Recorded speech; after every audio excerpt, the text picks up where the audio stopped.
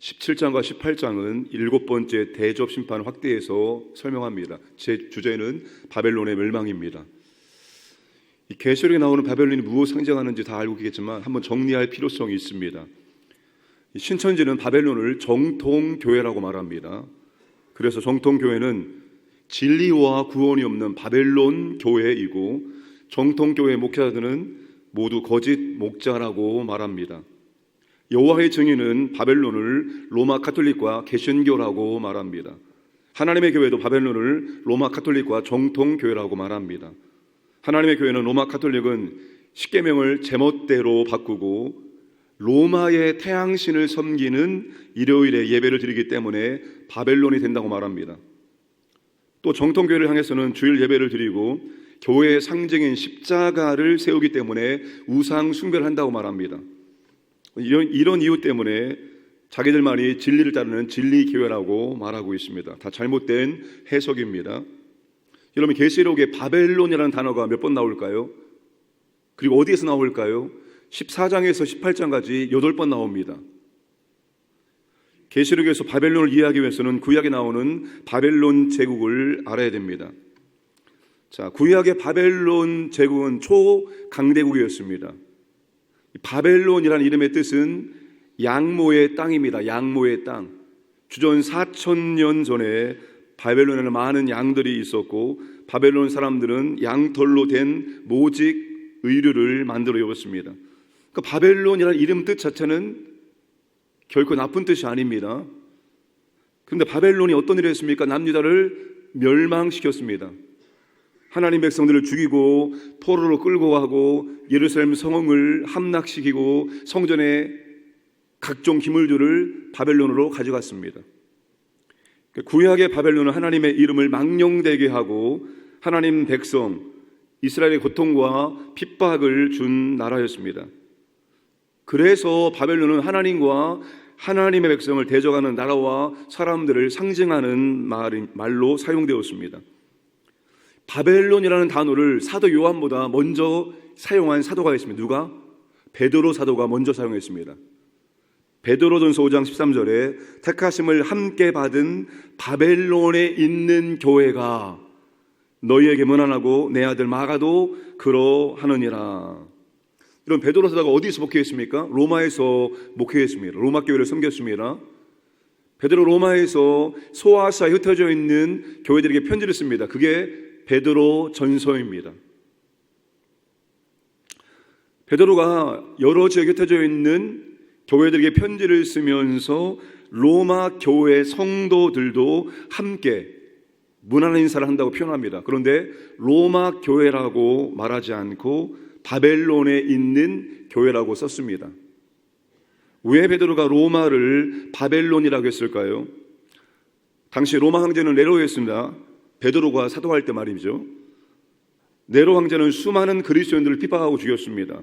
마치 구약의 바벨론의 왕들이 하나님의 이름을 욕되게 하고 하나님 백성들을 핍박했던 것처럼 로마 제국도 똑같이 했습니다.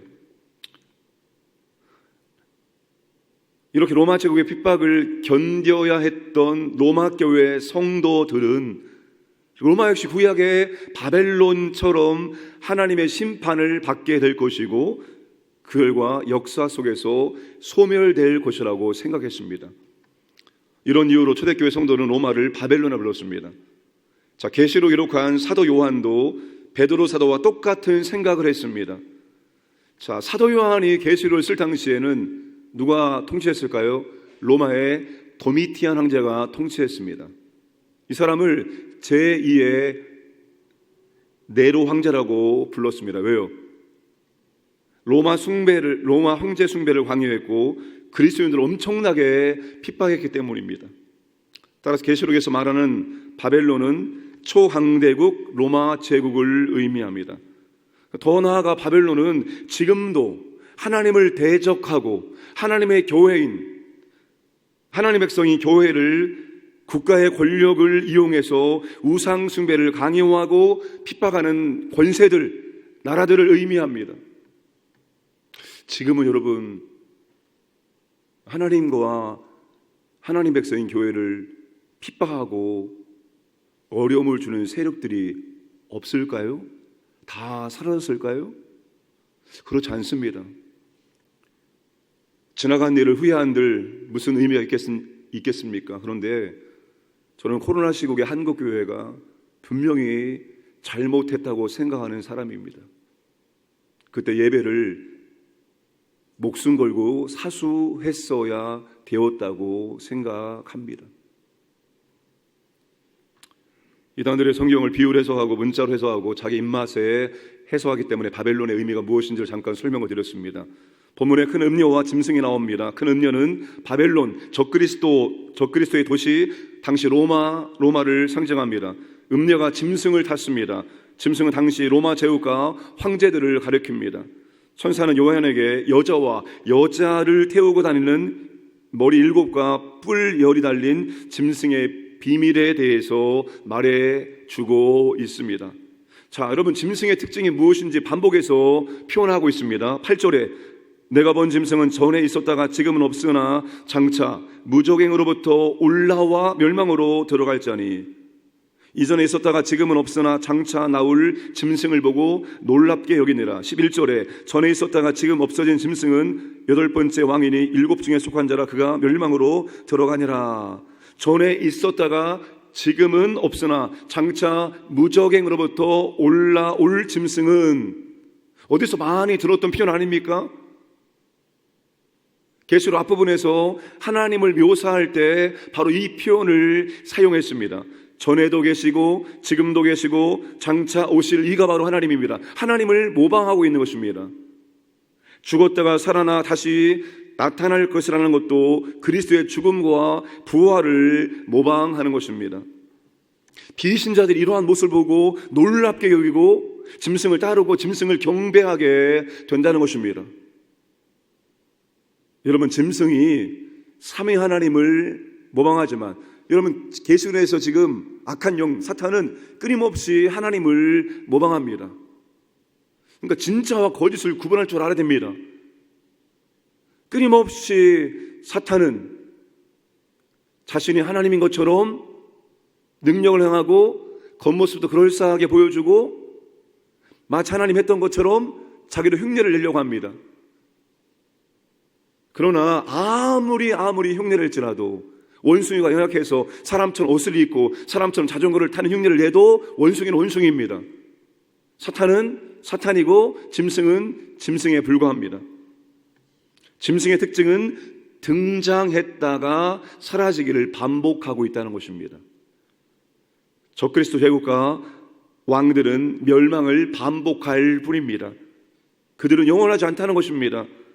짐승의 존재는 10절에 반드시 잠시 동안만 머무는 존재입니다. 12절에 한동안 권세를 받아서 역사할 뿐입니다. 사랑하는 여러분, 바벨론, 음녀가 성도들을 무엇을 가지고 유혹합니까? 무엇을 가지고 겁주고 무엇을 가지고 따라오게 만듭니까?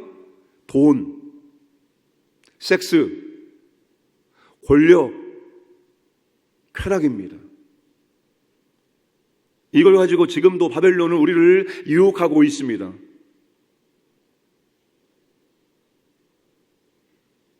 그래서 그런 것들을 따르게 만들고 있습니다. 그런데 바벨론과 바벨론이 추구하게 만드는 것들은 잠시 동안, 한동안만 존재하는 것이지 영원하지 않다는 것입니다. 그 영원하지 않은 것들에 집중하게 만들고, 영원하지 않은 것들에 빠져 살게 만들고, 영원하지 않은 것들을 추구하게 만들고, 영원하지 않은 것들을 따라하게 만들고 있습니다. 그게 바벨론의 전략과 전술입니다. 영원하지 않은 것들에 관심과 시간과 에너지를 빼앗기지 않아야 됩니다. 우리는 영원한 것을 위해서 영원하지 않은 것을 과감하게 포기할 줄 아는 사람이 되어야 합니다. 무엇이 영원합니까? 삼위 하나님이 영원합니다. 천국이 영원합니다. 하나님 말씀이 영원합니다. 아우카 부족에게 살해당한 그 젊은 짐 엘리엇이 우리에게 뭐라 말했습니까? 영원한 것을 위하여 영원하지 않은 것을 포기하는 것은 결코 어리석은 일이 아니다. 잠깐 때문에 영원한 것을 놓치는 인생이 되지 않아야 됩니다. 지금 잠깐 때문에, 눈앞에 있는 것들 때문에 영원한 것을 놓치는, 영원한 것을 위해서 살 수 있는 기회를 놓치지 않아야 한다는 겁니다. 때를 분별하라. 때가 악하니라. 사도 바울이 말했지요. 시간을 사서라도 하나님이 기뻐하시는 일들을 감당하거라. 그래서 우리에게 성령 충만함을 사도 바울이 요구한 것입니다. 우린 영원한 것을 위해서 믿음의 선한 싸움을 싸우는 사람이 되어야 됩니다. 여러분, 믿음의 선한 싸움 싸우고 있습니까? 새벽을 깨워 기도하기 위해 싸우는 거 믿음의 선한 싸움입니다. 하나님 말씀대로 살려고 하는 거 믿음의 선한 싸움입니다. 더 많이 기도하려고 하는 거 믿음의 선한 싸움입니다. 한 영혼을 주님께 인도하려고 하는 거 믿음의 선한 싸움입니다. 주님의 나라와 영광을 살려고 하는 거 믿음의 선한 싸움입니다. 주님의 교회를 위해 선신하는 거 믿음의 선한 싸움입니다. 우리가 싸울 믿음의 선한 싸움이 얼마나 많습니까? 그런데 그 영원한 것을 바라보지 못하고 영원한 것과 싸우지 못하고 지금 당장의 현실에 안주하고 현실에 있는 물질을 쫓아가고 권세를 쫓아가고 쾌락을 쫓아가고 다 사탄의 전략 전술에 놀아나는 것입니다. 사명 감당하고 천국의 상급을 위한 믿음의 선한 싸움을 싸워야 하는 것입니다. 여러분, 우리가 이 땅에서도 편하게 살기 위해서, 잘 살기 위해서, 부하게 살기 위해서, 높은 곳에 살기 위해서 열심히 노력하지 않습니까? 왜 공부합니까? 왜 자녀들이 공부합니까? 왜 공부 잘하도록 학원을 보내고 과외를 밀어줍니까? 좋은 대학 들어가야죠. 왜 좋은 대학 들어갑니까? 좋은 직장 들어가야죠. 왜 좋은 직장 들어갑니까? 더 많은 것을 소유하고 누릴 수 있으니까요.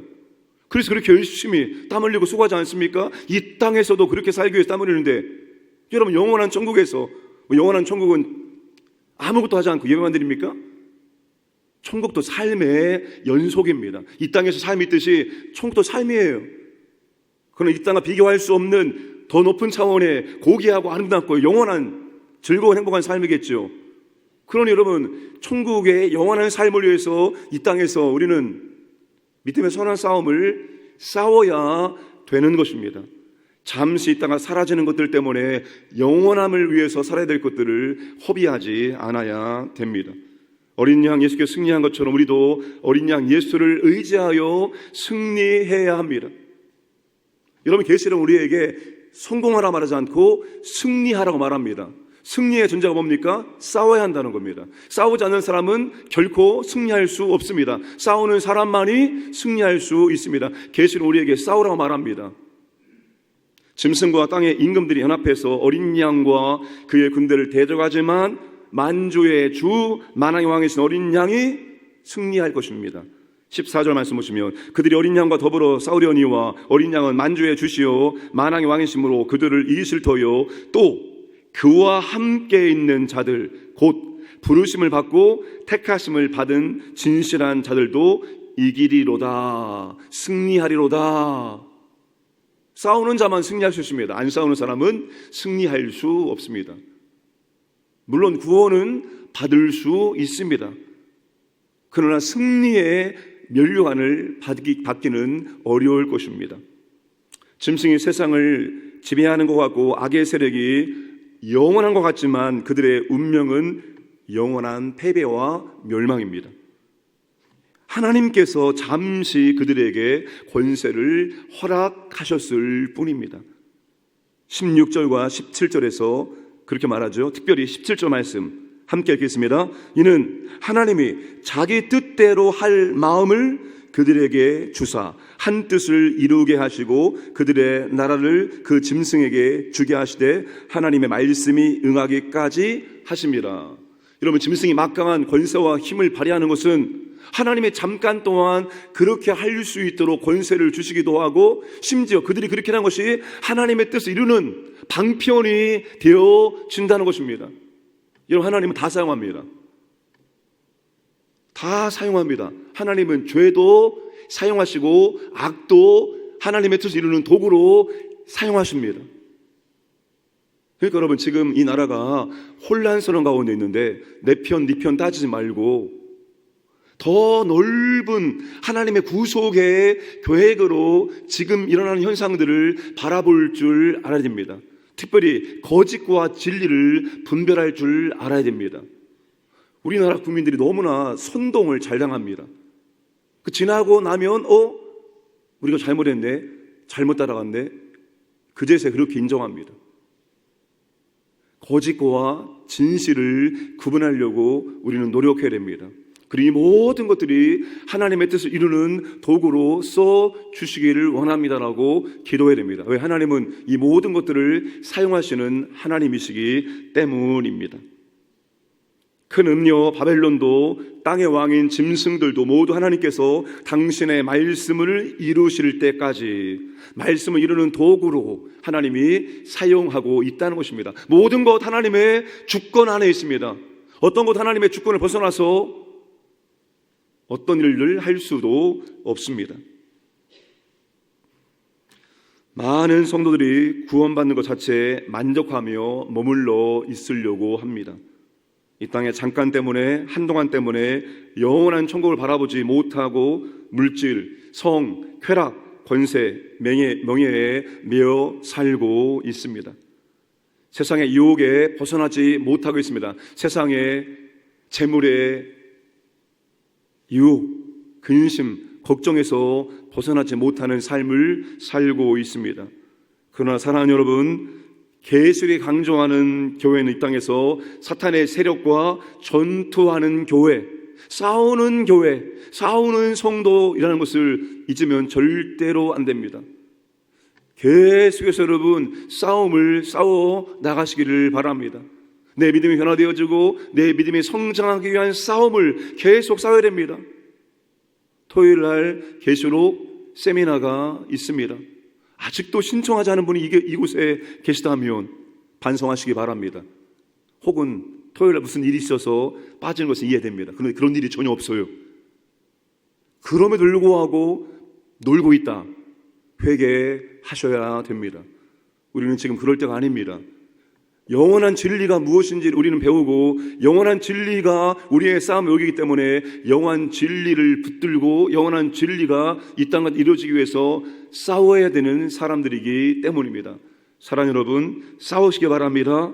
싸우는 성도 되기 원합니다. 서로 싸우지 마시고 진리를 가지고 거짓과 싸우시고 진리를 가지고 악한 영들과 싸우시고 진리를 가지고 사탄과 싸움을 계속 싸우시기를 바랍니다. 싸우는 사람이 건강합니다. 싸우는 교회가 아주 건강한 교회입니다. 우리 교회가 말씀을 붙들고 말씀의 검을 가지고 끝까지 싸워서 계속해서 승리하고 최후 승리하기를 주님의 이름으로 축복합니다. 좋으신 아버지 하나님 감사드립니다. 오늘 또 하루를 선물로 허락하신 감사합니다. 우리에게 또다시 아버지 하나님 기회를 주셨습니다. 이 기회를 우리가 세상의 유혹에 빠져서 잠깐 동안 있는 것들 때문에 이 기회를 놓치지 않도록 은혜를 베풀어 주셔서 오늘도 아버지 진리의 말씀 붙들고 믿음의 선한 싸움을 감당할 수 있도록 우리 모두에게 믿음과 은혜와 능력을 더하여 주옵소서. 이 나라 혼란스러운 가운데 있습니다. 아버지 하나님, 우리가 선동가들의 선동에 휩쓰지 않게 하시고 우리는 진리 가운데 굳건히 서 있게 하시고 이 모든 것을 당신의 뜻을 이루는 도구로 사용하시는 아버지 앞에 기도하기를 원합니다. 아버지 하나님, 이 모든 것들을 하나님의 뜻을 이루고 하나님의 나라 확장되는데 아름답게 사용하여 주옵소서. 오늘도 우리 광인의 모든 가족들, 직장, 사업장, 가정, 자녀들 재산을 지켜주시고 보호하여 주시기 원합니다. 오늘도 하나님의 은혜를 간절히 간구하고 하나님의 은혜를 경험하고 하나님께 감사와 찬송의 삶을 살게 하여 주옵소서. 새벽을 깨워 말씀을 듣고 기도하는 주의 백성들 믿음의 선한 싸움 잘 싸울 수 있도록 영육의 강건함과 진리로 충만케 하시고 성령으로 충만케 하여 주옵소서. 감사드리며 모든 말씀 예수님의 이름으로 기도드려옵나이다. 아멘.